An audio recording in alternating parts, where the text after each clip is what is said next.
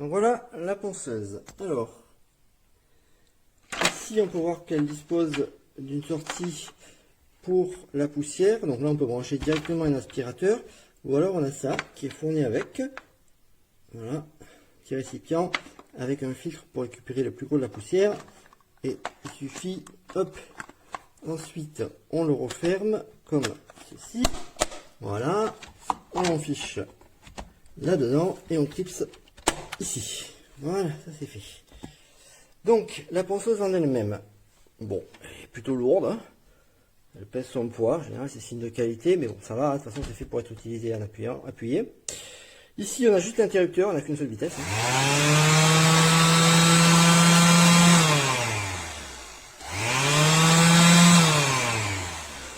Voilà, marche arrêt, bon c'est plutôt ergonomique, il n'y a pas de souci de ce côté-là.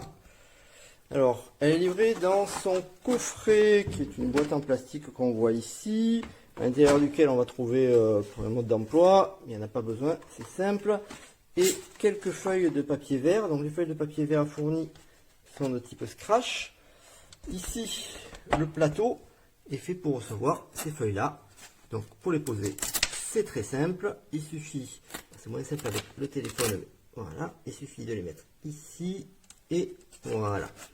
Et là c'est fait, ça tient, on peut poncer, et pour les enlever, il suffit de tirer dessus. Dessous on voit qu'il y a des trous pour l'aspiration des poussières.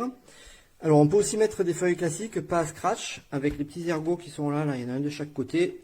Voilà, on peut tirer, et ça va soulever cette partie là, ce qui va permettre de mettre par en dessous comme ça une feuille classique.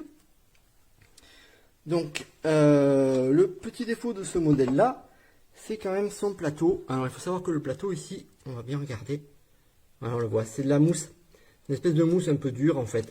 Alors ça a l'avantage de protéger le support que vous poncez, hein. Si vous donnez des coups, ça ne va pas l'abîmer. Ben, par contre, ça va, quand il va vibrer contre le support, cette mousse ici, là, on voit vraiment que, je sais pas si on le voit bien. Voilà, on voit bien que c'est une espèce de mousse qui marque déjà. Donc ça c'est un peu fragile. Alors ça se change, hein, on peut acheter ça en pièces détachées sur internet et c'est super facile à changer. Mais voilà, c'est à savoir que c'est la partie un peu fragile. Alors moi c'est la deuxième que j'ai, donc c'est que j'en suis content. Mais bon, autre partie fragile, la première m'a lâché, parce que j'avais un faux contact au niveau de l'interrupteur. Bon après, vu ce que je lui avais mis, vu ce qu'elle avait poncé pendant des heures, c'est un peu logique. C'est pas non plus un outil pro. Pour moi, ça reste un outil grand public, solide. On n'est pas sur du bas de gamme, on est sur du moyen de gamme.